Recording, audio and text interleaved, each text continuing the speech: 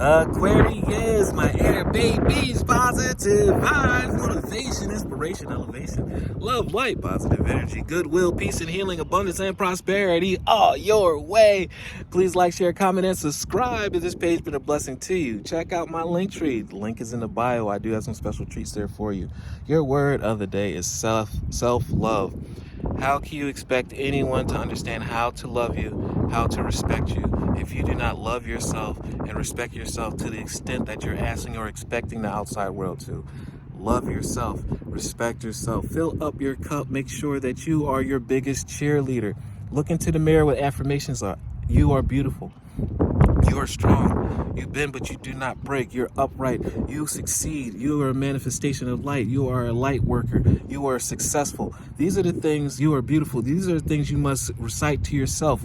And as you believe them, it will reflect to them. The rest of the world can see that, and we believe it. And we will not treat you anything less, anywhere less, or any less than how you treat yourself.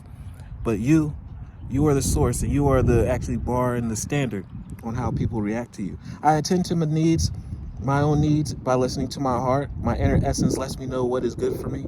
I respect my limits, outgrowing people, places, things. You're not missing out, you're growing.